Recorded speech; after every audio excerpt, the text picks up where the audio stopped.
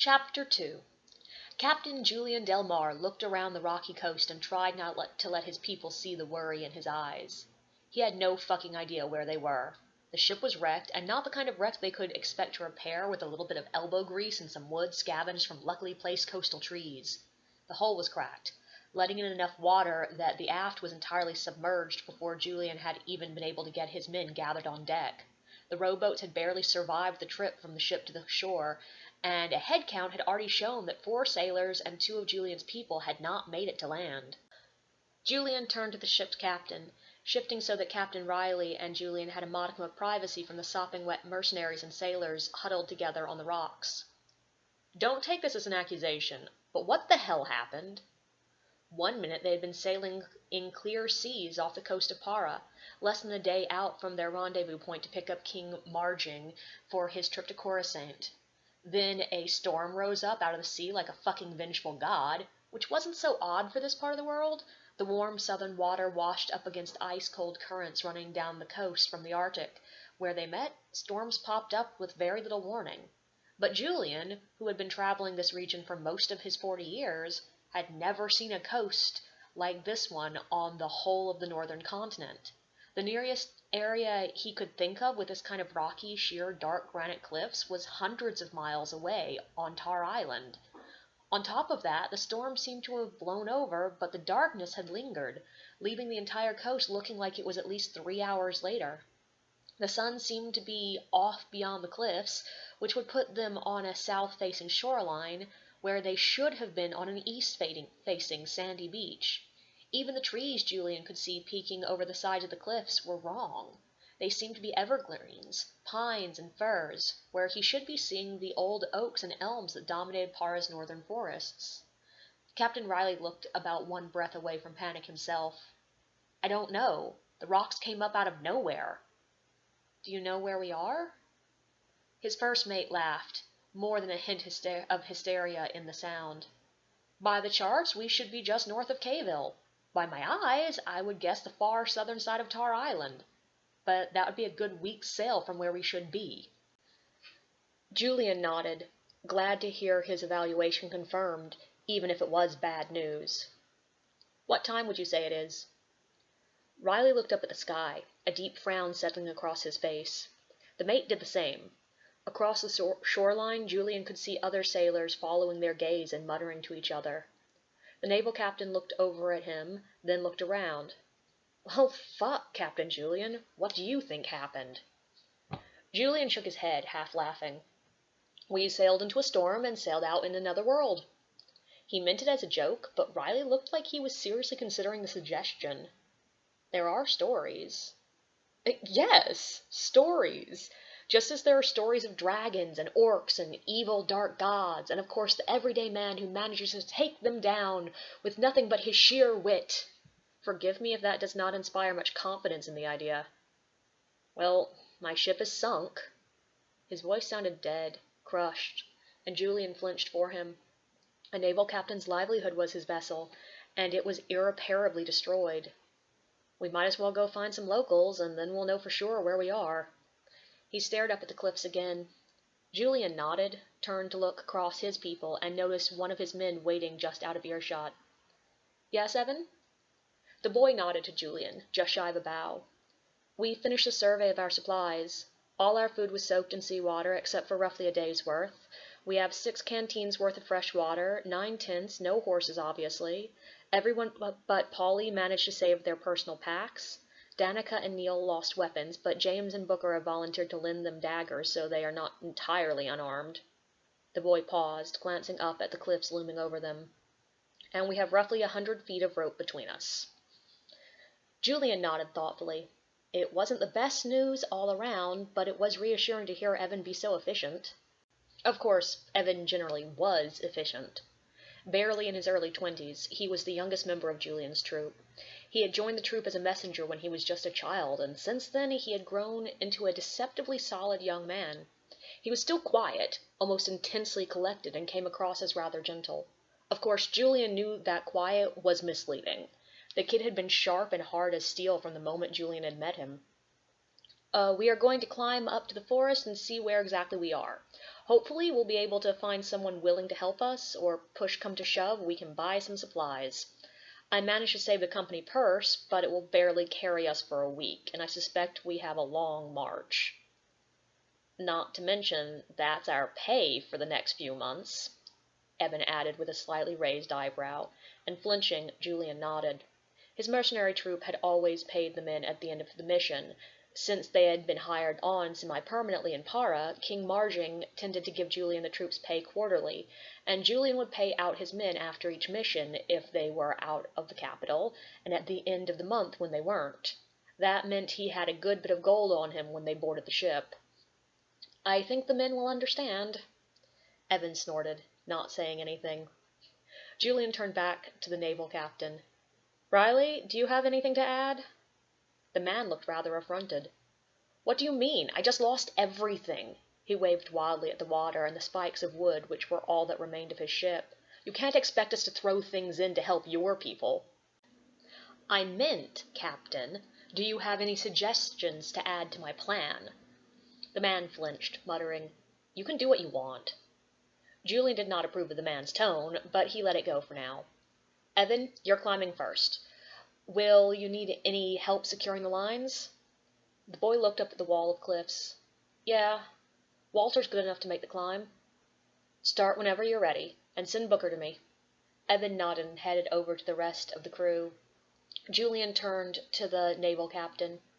I know this is a difficult time, but are we working together, Riley? He barely knew the man. They had been on his ship for less than a week and had never worked together before, and honestly, Julian's troop was not the most exceptionally trusted part of the paramilitary. They were still technically mercenaries. They simply had an exclusive contract with King Marging. Marging had suggested that they keep their outsider position to allow them more autonomy, and Julian suspected that the more traditional parts of the paramilitary had thrown a fit about the notion of Julian sliding into their army as a titled officer from out of nowhere. Of course, most were well aware of the circumstances. Julian's mercenary troop had been hired on to aid Parra during the last war, when the neighboring nation, Ibizus, had attempted to invade. Parra had never been a nation with an exceptionally large standing army, which meant both that their neighbors tended to see them as an easier target than they were, and that every war saw them hiring anywhere from dozens to hundreds of mercenaries. Julian's troop had been guarding a border fortress when King Marging had come for a tour. As soon as Marging arrived, Ibizus had launched a surprise attack, cutting off the fortress from the rest of the Parra forces and laying siege. Julian's troop of 30 were the only mercenaries that did not abandon ship the moment it seemed obvious the fortress was going to be cut off, which meant that the fortress had been left with roughly 50 defenders against the almost 700 attackers. King Marging's personal guard had advised the king to surrender, but Julian had suggested that they could get Marging out with minimal fighting through the desert to the south. Of course, the guard had pointed out that the reason the south was only minimally guarded was that the desert was incredibly dangerous, prone to deadly sandstorms, so dry that you would only have the water you brought in with you, and both blisteringly hot and frigidly cold. On top of that, it was occupied by a small army of bandits, who used a strategically placed oasis as their hideout. Julian had argued that that was why he knew they could make it. If bandits could live there, they could pass through, and if they got captured, bandits would ransom the king back for far less than the Ibizus army would. King Marging had decided to take the risk, even as his guards kept warning him that there was no way he could trust a mercenary with his life, and Julian and his people had succeeded in getting the king home without a scratch. Marging had been so pleased he had tried to knight Julian on the spot, but Julian had requested regular work instead. Marging had happily enlisted the entire troop into his military as a unit, keeping Julian's rank as captain, but specifying that he would answer directly to the king and no one else. They were separate. They were different. Most of them weren't even originally from Parra. That meant that no one, even peripherally attached to the military, quite knew how to treat them. There were men that Julian's troop had fought alongside almost a dozen times who still treated them as little better than dangerous civilians. Usually it didn't bother him. He had spent most of his life as a mercenary, treated as a stranger everywhere he went.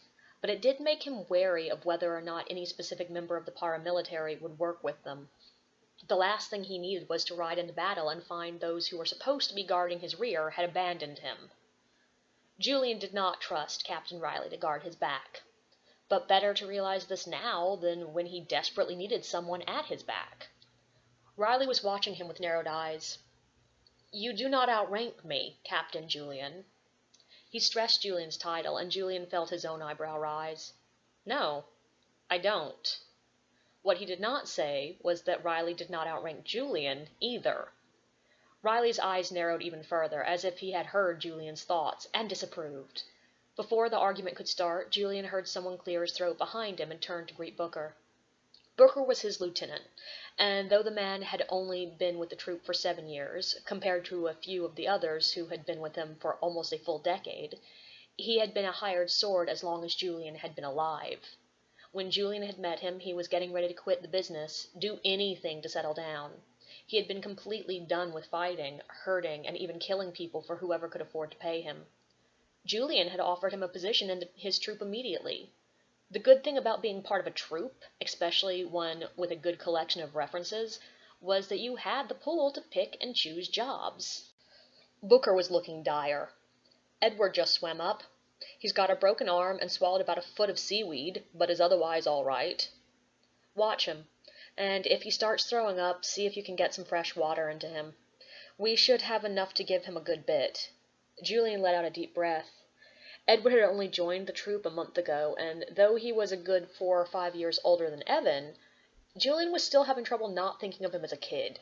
And with Edward's return, that meant he had only lost one fighter, Martine, who had been with Julian as long as Booker.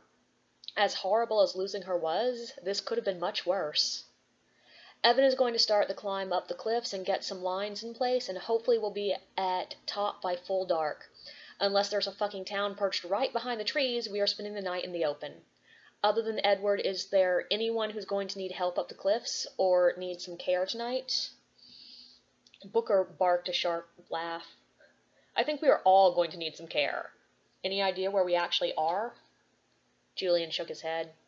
I think it might be best to keep the men busy enough not to think too much. Start by having anyone who's not already doing something scanning the beaches for anything that might have washed ashore. Excuse me, Captain Riley interrupted, his voice anything but polite. Anything that washed ashore from my ship would belong to me and my crew. Do you not want help collecting it? Julian took a breath. Pretty much no matter where we are going to need to help each other if we are going to get home. Are we working together or not? The man did not actually answer, just stared at Julian for a moment before turning away to continue his quiet discussion with his mate. By the sound of it, they were bitching about Julian. He grit his teeth and ignored them. Eventually they were going to start blaming Julian for the storm, but until then, Julian could safely ignore them. Even after that, if things got violent, he would take long odds on his men being able to beat the sailors handily. He turned back to Booker. Make sure the men take care of their weapons and are ready for a fight. We don't know what we are going to find at the top of the cliffs. He silently glanced over at the naval captain, and Booker nodded, clearly understanding. I also want Lawrence and Beatty scouting along the shore, as far as they can go in an hour, then come back. And hell, if anyone looks like they are thinking too much, set them to fishing. We might be living off the land for a while. I'm going to gather the men right before we start the climb up, and we're going to talk about the next few days then. For now, just keep everyone too busy to worry. Booker nodded. I'll also set a couple to putting knots in the ropes for an easier climb. Good. Dismissed. Booker gave a sharp nod and headed off to pass on orders, and Julian took another moment to survey the shore. The sailors were still wandering around pointlessly, or sitting on the rocks looking lost, or most worrying of all, standing in tight clumps and pointing repeatedly at the sky and the coastline. If they hadn't already come within a hair's breadth of fighting, Julian would have suggested Riley needed to take command of his men, or he was going to have trouble. But as is, he just kept a firmer eye on his own people. There was no ignoring that the sun was setting hours early. At this rate, not even Evan was going to be at the top of the cliffs by sunset, which meant the rest of the men would be climbing in the dark, which was not a good idea, but they couldn't stay here. The tide was coming in. Within an hour, the waves would be washing against the cliffs. Evan was already climbing, and for a moment Julian watched him. Evan was by far their best climber, and he moved up the sheer cliff easily. Almost a dozen feet below him, Walter climbed more carefully, keeping the rope between them taut. Evan was already over a third of the way up, and as Julian watched, he perched on an outward jut of stone, waiting for Walter to catch up. Watching Walter gave Julian a much better idea of how this climb was going to go for the majority of the troop. He moved painstakingly slowly, gingerly searching out handholds before letting go of the previous. He took breaks every few minutes, and even far below them, Julian could see the impatience radiating off of Evan. But he wouldn't have asked for Walter's help if he didn't need it. Less than an hour later, both young men were at the top of the cliffs, had tied off 2 guide ropes to sturdy trees. The first of Julian's men were climbing, and it was full dark at the bottom of the cliffs. Though he had been avoiding him for the past hour, Julian searched out the ship's captain. Captain Riley had finally corralled his men, though, as far as Julian could tell, he had sent the majority of them down the shore, either looking for salvageable debris or another way up the cliffs. Julian tried not to be too offended, considering both tasks had already been tackled by his people.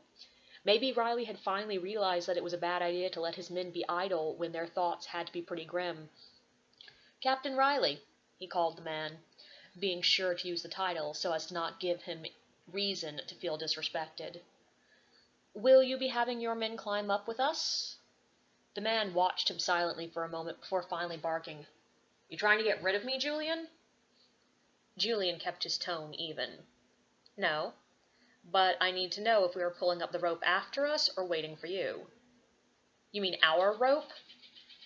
There was no way to know whose rope it originally was. It wasn't like they carried different rope than a ship would have, except for the fact that Julian had watched his men pull it out of their packs. "No, I mean our rope." He left it at that, and already tired of this behavior, he walked away. If they weren't already climbing by the time the last of his troop were up the cliffs, they could just stay on the damn beach.